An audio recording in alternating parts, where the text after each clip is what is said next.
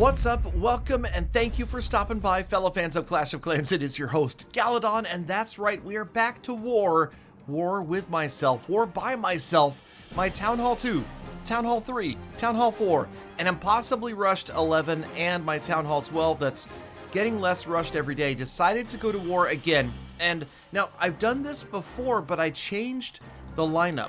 Turns out we were having some difficulty, and apparently, and this is crazy, apparently there's tons of clans out there that are doing the exact same thing that I am. Yeah, so alright, let's get into this battle right here. Just briefly, I'll show you that the key right here to the Town Hall 2 is what is in the clan castle. If there's balloons in the clan castle, GG, I got you. If there's a baby dragon in the clan castle, GG, you got me. My Town Hall 2's 30 level 1 archers are not enough to take out a single baby dragon. It's crazy. It is so powerful. It is not a fair fight. So try as I might, I failed repeatedly to do that, and inevitably I have to bring in a higher level Town Hall to take out their number 5. In this case, just the balloons out of the CC worked. We were able to get the job done, and we will get this attack won. Now, what I'm telling you when I'm talking about changing the lineup, I was running a 12, and then a 5, a 4, and a 3, and a 2. The problem was I was running into this difficulty of defeating their number 3. Now, my 12 can take on their 12 and their 11, right? But my second highest guy, my second highest myself, right? My second highest Galadon, sometimes had a hard time taking on their number 3 because each player gets obviously 2 attacks. So if I had like a Town Hall 7 or 8 there and I was running a 5, I was done. I was toast. Even with a 6, I had no chance and I was getting wiped out. I was losing wars.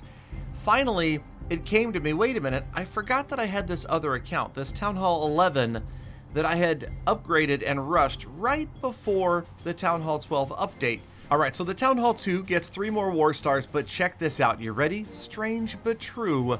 That's right, it's the Strange but True Galadon Town Hall 11 with no walls, and no Barbarian King, and only a level 1 cannon for defense. Yet, I have, as you can see right here, a 10 plus Warden and a 24 Queen. I think they're boosted right now. And of course I had level 2 E-Dragons. Now I boosted my whole army.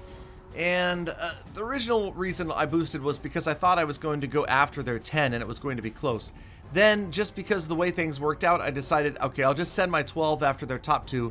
I'll send this guy after their next 2. And it's going to be complete and total overkill. Now, of course, this is an account that's made it into one of my Strange But True episodes before, and it does draw some stares when I walk down the street with my Clash of Clans out showing this account. Okay, I don't show this account, but I'm just saying, yeah, it's a strange account, and it's been pretty useless. I mean, here's the thing. It's a Town Hall 11 that's so far rushed that I don't even have most buildings, and so what could I possibly ever do with this? I really don't know. I honestly don't know what we should do with this account, so I would love to hear your input. I'm thinking for now we leave it the way it is. We leave it in these wars because it's kind of working out. It's kind of like, hey, you know what? This is a good second account. I believe that his war weight is pretty low. I honestly don't know exactly how war weights work as far as accounts and how that stuff happens, but so far the matchups have been slightly in my favor. Because although my Town Hall 12 is getting stronger, the Town Hall 12s on the opposing side, not all that strong. Not really that much of a challenge. So that was, again, my Town Hall 11 doing his attacks. Now we switch over to what I used to call my severely rushed Town Hall 12. He's looking a little bit respectable, right? I mean, you gotta admit. Yeah, looking pretty good right there with the maxed out Archer Queen. And this was the 10 that I had to face. So now, of course, I didn't want to go easy and accidentally screw it up and lose the entire war because what would you call that, a double dip fail? I dropped 2 Town Hall levels and then failed to run the 3 stars, so I was a little bit careful about the Gala-Yolo-Pekka smash. I mean, a little bit careless, but at the same time, I didn't just drop everything in and count on them overpowering the base. We tried to be wary of the fact, okay, fine, it's a Town Hall 10 with no Inferno Towers and basically nothing else. It was unfair, and we crushed it. But that's the way it seems to be working in these 5v5 wars. In fact, if I could get this account, I feel like if I could get this account like maxed out or almost maxed out on defense, that I would be unstoppable. Because right now, obviously on offense, I can 3-star almost anything I face. But on defense, I still get 3-starred almost every time when I'm facing another Town Hall 12 that's, you know, of the relative same level. Even if I'm using a really complicated or advanced tribe base or Shasso's base, doesn't matter. I get tripled almost every single time, so more often than not, these wars end up being ties, and that's not exciting. I mean, nobody wants ties. We want the big victories and to come out on top. As this attack wraps up, we get ready. We're going to take a look and see at the last base. Now, this is usually, there's really only one attack in this entire war that matters. It's my number one versus their number one, and then the reverse, their number one against my number one. The rest of the attacks, you can just wipe off the board. They're always going to be 3 stars endlessly after war after war after war, but it is right here, this attack, that makes all the difference. And yeah, okay. So you'll notice that for some reason I got matched up with a much lower Town Hall 12. I mean, this feels good. You guys, yes. You ready? Can you say it with me? They're more rushed than you are, bro. That's right. Bruh, this guy's so rushed, man.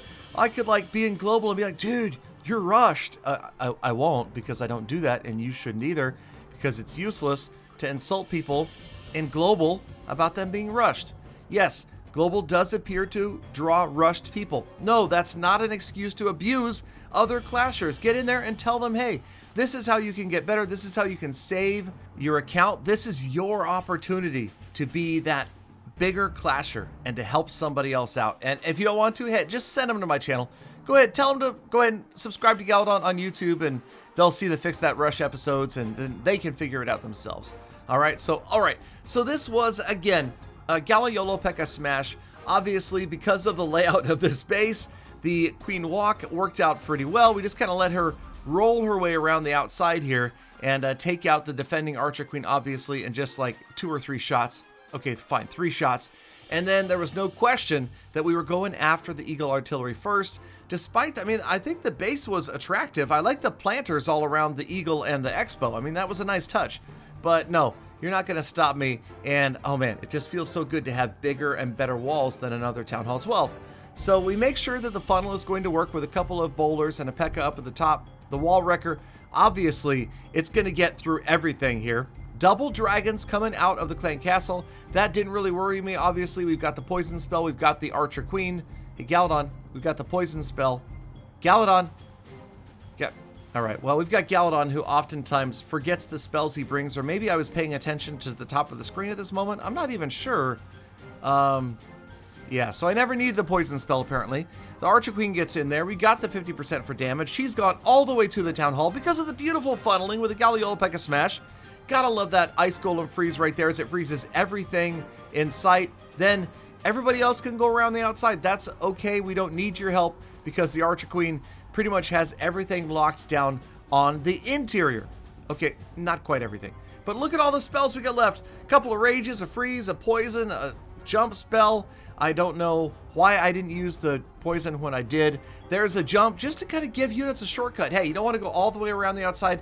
Let's go through here because honestly, I was a little bit worried of a time fail. That was really the only possibility that I was going to run into, not 3-starring this base, was a time fail, and it worked out pretty well. Everybody rolling through, and of course the poison on the clan castle, I'm pretty sure that's a requirement. I loved these 2 P.E.K.K.A.s going to the top of the screen to get the 1 single target Inferno up there. Even without the free spell, obviously, the 2 of them would have done it. We picked up the perfect 3 stars. We didn't use the Warden's ability either, and alright, it is time to take a look at the status and see if we can hold off the 3-star from the opposing clan. Because like I said, that is what really, really matters. So at this point in the war, obviously I had picked up the 15 stars. So here are all of my attacks.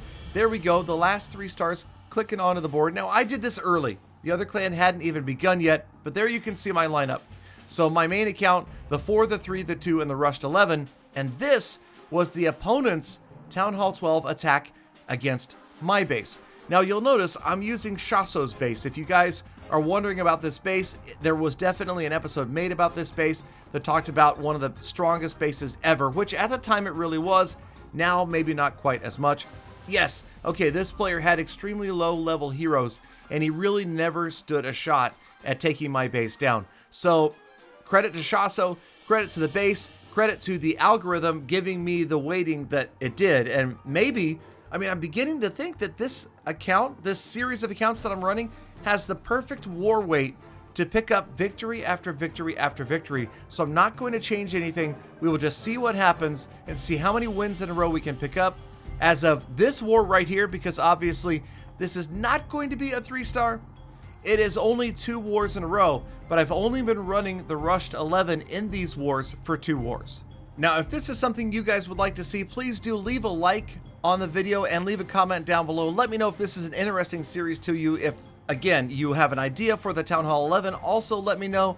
Any other ideas? I'm always willing to listen to constructive criticism, but as you can see, this war wrapped up and I picked up the 15-12 win because of the 0-star, and yes, check it out. That's right, Just Galadon is now level 3, a proud level 3 clan with that donation refund. All right, anyway, thank you guys as always for watching all the way to the end of the episode. You guys are the true hashtag GalaFam. I appreciate you guys, especially.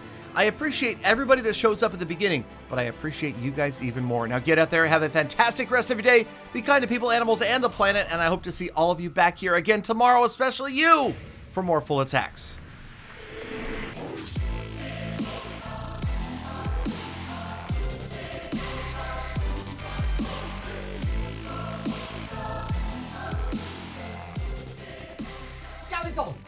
Galadon, when you say especially you, do you mean especially me?